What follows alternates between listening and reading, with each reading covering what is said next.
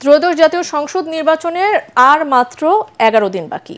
শেষ সময়ে পুরো দমে প্রচারণা ও গণসংযোগে ব্যস্ত প্রার্থী ও নেতাকর্মীরা। পাড়া মহল্লায় চলছে প্রচারণা, যাচ্ছেন ভোটারদের দ্বারে দ্বারে। একদিকে উন্নয়ন সংস্কার, অন্যদিকে সন্ত্রাস মাদকমুক্ত সমাজ গঠন সহ দিচ্ছেন নানা প্রতিশ্রুতি। তবে ভোটাররা বলছেন যোগ্য ও সৎ প্রার্থীকে জনপ্রতিনিধি হিসেবে চান তারা।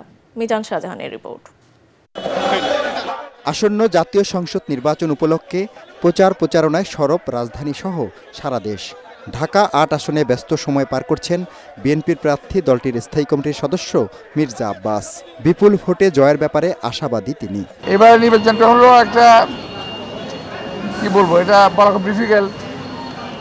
আমি নির্বাচন করেছি যাদের সঙ্গে আগে, তারা স্বনামধন্য সমস্ত নেতৃবৃন্দ ছিল।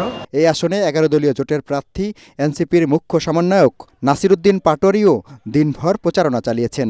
থেমে নেই বাংলাদেশ জাসদের প্রার্থী ইসমাইল চৌধুরী। যুবক যুবতীদের জন্য স্কিল ডেভেলপমেন্ট ও চাকরির প্রশিক্ষণ কেন্দ্র আমরা এখানে প্রতিষ্ঠা করব।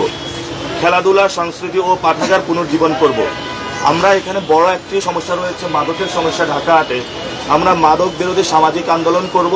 মানুষ এই পুরাতনকে আর চায় না। তারা বলছে যে পুরাতনরা তো খেয়েটে একদম ভুঁড়ি ফুলিয়ে ফেলেছে, এবং নতুনদের মধ্যেও যারা আছে, আমি নাম বলতে চাচ্ছি না, আপনারা সবাই জানেন, তাদের সম্পর্কেও মানুষের ধারণা খুব একটা ভালো নয়।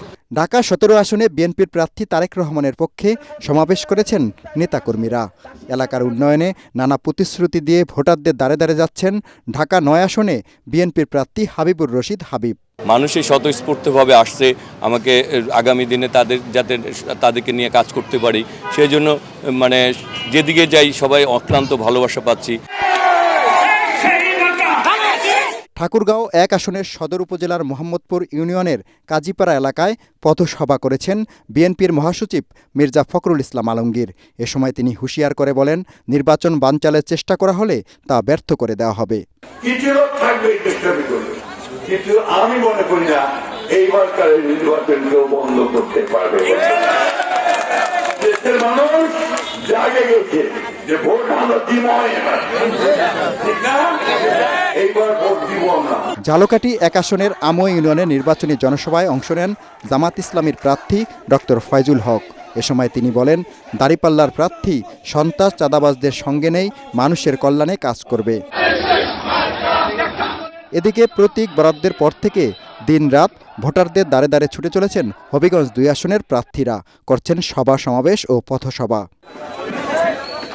উৎসবমুখর পরিবেশে নাটোর 2 আসনে প্রচারণা চালাচ্ছেন ধানের শীষের প্রার্থী বিএনপির কেন্দ্রীয় নেতা রুহুল কুদ্দুস তালুকদার দুলু। কুড়িগ্রাম 4 আসনে বিএনপি ও জামাতের প্রার্থী হয়েছেন আপন 2 ভাই। বিএনপির প্রার্থী বড় ভাই আজিজুর রহমান এবং ছোট ভাই জামাত ইসলামের প্রার্থী মোস্তাফিজুর রহমান।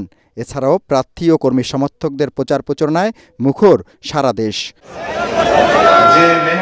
মিজান শাহজাহান, এটিএন বাংলা।